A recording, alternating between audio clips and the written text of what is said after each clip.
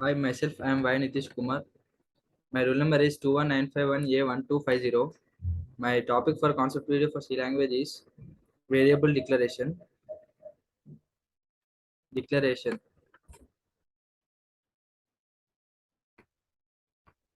In computer programming, a declaration is a language construct specifying identifier properties.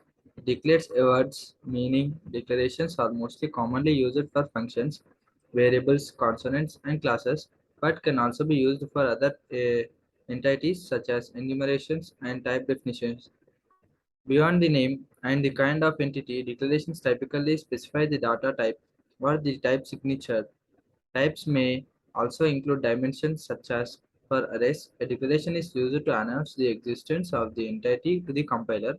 This is important to announce the existence of the entity to the compiler in those strongly typed languages that require functions, variables, and consonants, and their types to be specified with a declaration before use and is used in forward declaration. The term declaration is frequently contrasted with the term definition, but meaning and usage varies significantly between languages. Declaration versus definition. One basic dichotomy is whether or not a declaration contains a definition. For example, whether a variable or consonant declaration specifies its value or only its type, and similarly, whether a declaration of a function specifies the body of the function or only its type signature. Not all languages make this distinction. In many languages, declarations always include a definition and may be referred to as either declarations or definitions, depending on the languages. However, these concepts are distinguished in one languages that require declaration before use, and in languages where interface and implementation are separated, the interface contains declarations, the implementation contains definitions. In informal usage, a declaration refers only to a pure declaration, while a definition refers to a declaration that includes a variable, a value, or body. However, in formal usage, declaration includes both of these senses with finer distinctions by language. In C and C++, a declaration of a function that does not include a body is called a function prototype, while a declaration of a function that does include a body is called a function definition.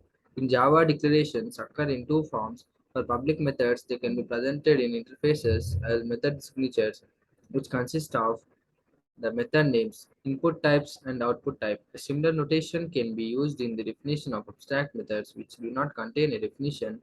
The enclosing class can be instanced as a new derived classes, which provides the definition of method would need to be created in order to create an instance of the class. Starting with Java 8, in order to create an instance of the class, the lambda expression was included in the language, which could be viewed as a function declaration.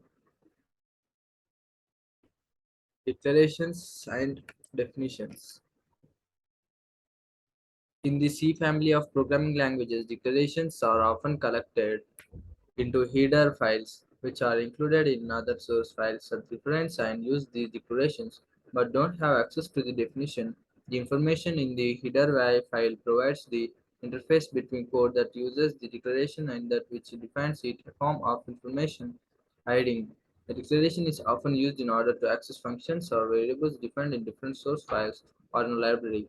A mismatch between the definition type and the declaration type generates a compiler error for variables definitions and values to an area of memory that was reserved variables definitions and values reserved during that declaration phase. For functions, definitions supply the function body where a variable or function may be declared many times. It is typically defined once in C++. This is known as the one definition rule or ODR. Dynamic languages such as JavaScript or Python generally allow functions to be redefined. That is, rebound a function is variable much like any other with a name and a value. Here are some examples of declarations that are not definitions in C. Extern character example. Extern int example 2 void example 3 void. Here are some examples of declarations that are definitions again in C. Char example 1 slash star. Outside of a function definition, it will be initialized to 0 dot star as star slash in example 2 is equals to 5 void example 3 void open brace slash star definition between braces star slash close brace. Undefined variables. In some programming languages, a simplistic declaration is provided the first time such a variable is encountered at compile time. In other languages, such as usage is considered to be an error which may result in a diagnostic message. Some languages have started out with the implicit declaration behavior, but as they matured, they provided an option to disable it.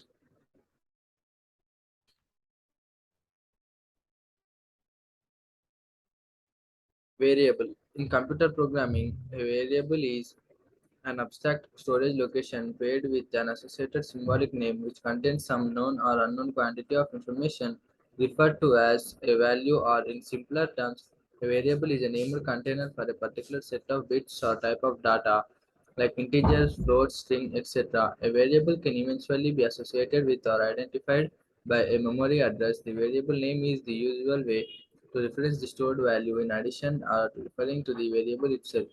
Depending on the context, the separation of name and content allows the name to be used independently of the exact information it represents.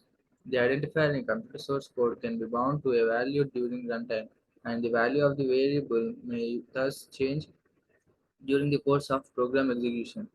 Variables in programming may not directly correspond to the concept of variables in mathematics. The latter is abstract, having no reference to a physical object such as storage location. The value of a computing variable is not necessarily part of an equation or formula as in mathematics. Variables in computer programming are frequently given long names to make them relatively descriptive of their use, whereas variables in mathematics often have just one or two character names for brevity in transcription and manipulation. A variable, a storage location, may be referenced by several different identifiers, a situation known as aliasing. As assigning a value to the variable using one of the identifiers will change the value that can be accessed through the other identifiers. Actions on a variable. In imperative programming languages, values can generally be accessed or changed at any time.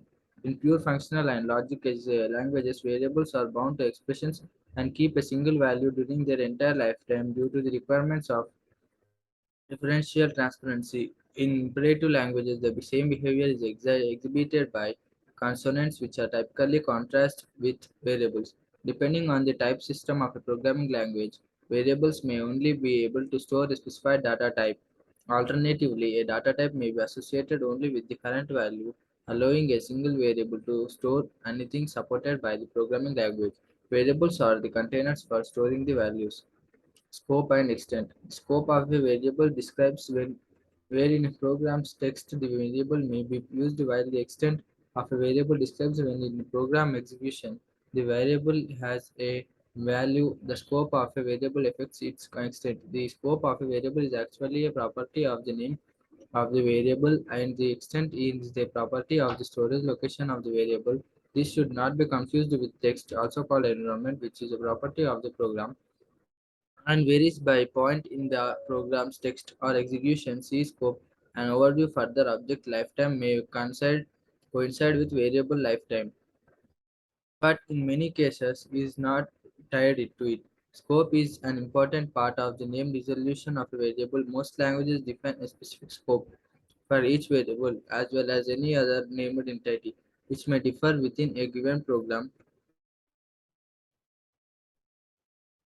The scope of a variable is the portion of the program's text for which the variable name as meaning and for which the variable is said to be visible. Entrance into the scope typically begins a variable's lifetime and exit from that scope typically end its lifetime.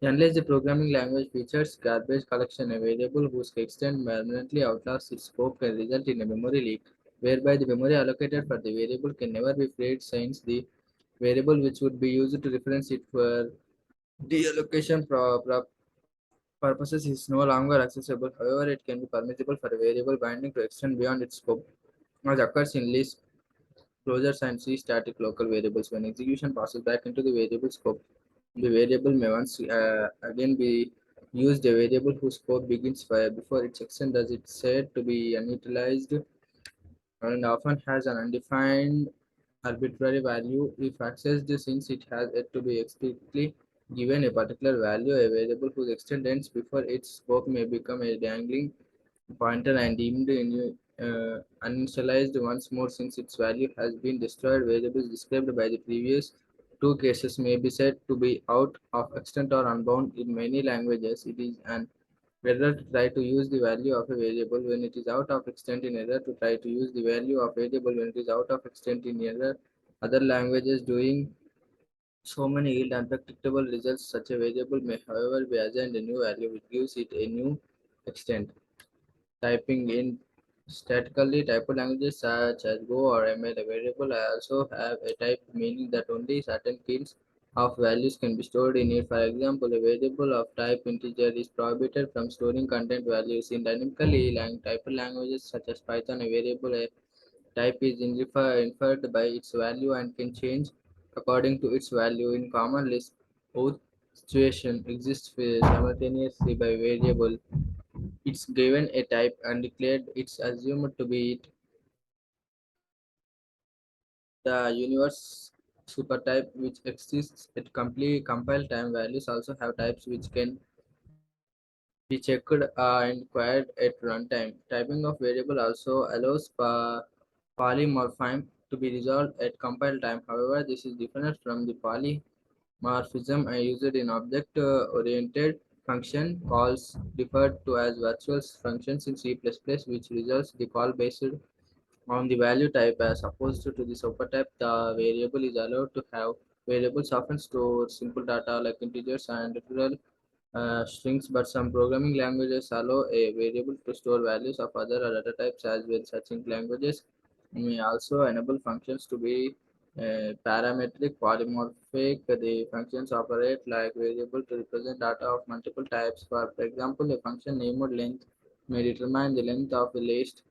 Such a length function may be parametric polymorphic by including a type variable in each type signature, since the number of elements in the list is independent of the element's type. Parameters. The formal parameters of functions are also referred to as variables. For instance, in its Python code segment, the variable named x is a parameter because it is given a value when the function is called. The integer pi is the argument which gives x its value. In most languages, function parameters have local scope. The specific variable named x can be only referred to within the add to function. Memory allocation. The specifies of a variable allocation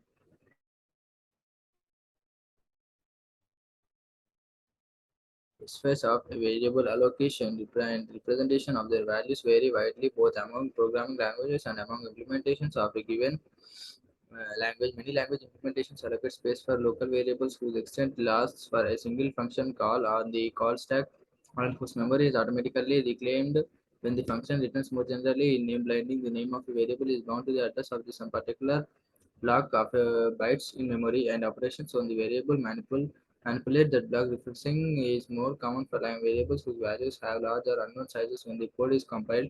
Such variables reference the location of the value instead of storing the value itself, which is allocated from a pool of memory called the heap. Bound variables have values. A value, however, is an abstraction of an idea. In implementation, a value is represented by some data object which is stored somewhere in computer memory. The program or the runtime environment must get aside a memory for each data object, and since memory is finite, ensure that this memory is yielded for reuse when the object is no longer needed to represent some variable's value.